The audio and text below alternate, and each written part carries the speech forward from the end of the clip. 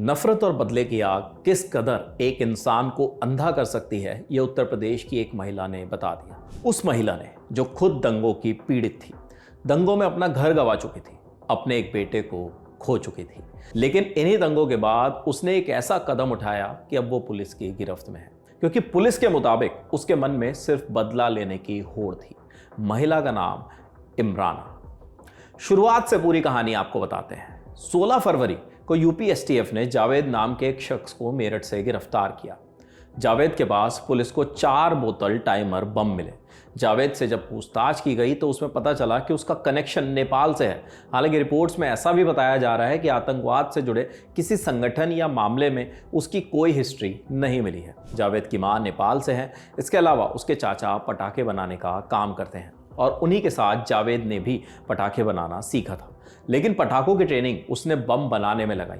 पटाखों के साथ जावेद मीरापुर से बारूद लाकर बम भी बनाने लगा। पूछताछ में जो सबसे अहम बात सामने आई वो ये कि उसको टाइमर बम बनाने का ऑर्डर एक महिला ने दिया था। वो महिला कोई और नहीं बल्कि इमराना थी। जावेद ने आईबी और यूपी एसटीएफ को बताया कि इमराना मुजफ्फरनगर की रहने वाली है और उसने ही जावेद को 10 बम का ऑर्डर दिया।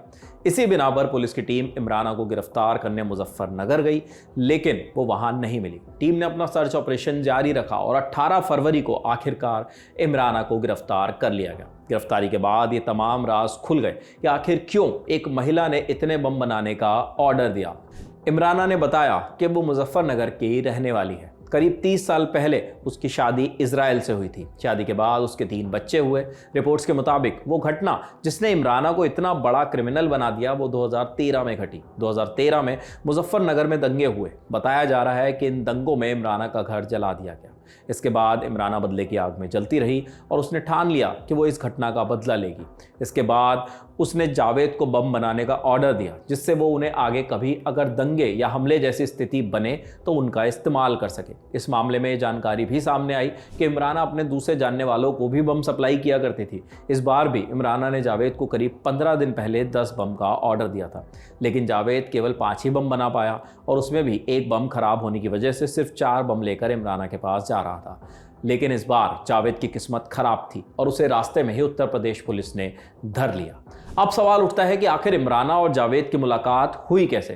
पुलिस पूछताछ में जो जानकारी सामने आई उसके मुताबिक लगभग 20-22 साल पहले इमराना अपने पति के साथ जिस मकान में रहती थी वहां वो साईं बाबा के नाम पर झाड़ फूक और दवाई देने का काम करती थी। इमराना उस वक्त एक हकीम के पास जाया करती थी जिनसे वो दवा लेती थी। जावेद उन्हीं हकीम का बेटा है। यहाँ पर दोनों की मुलाकात हुई और फिर दंगों के बाद दोनों के बीच एक डील हुई। जावेद ने पूछताछ में बताया कि दोनों के बीच लगभग 50,000 की डील हुई। इमराना ने 10,000 का एडवांस दिया और बाकी के 40,000 बम हैंड ओवर करने के बाद देने थे, लेकिन पुलिस ने पहले ही जावेद को पकड़ लिया। इस मामले में पुलिस बारीकी से आगे की जांच कर रही है। इस मामले पर आगे जो भी अपडेट आता है वो भी हम आप तक जरूर पहुंचाएंगे। आपके लिए तमाम जानकारी जुटाई थी हमारी साथी विभावरी ने। देश और दुनिया की दूसरी बड़ी खबरों के लिए देखते रहिए दी लल्लन टॉप। शुक्रिया।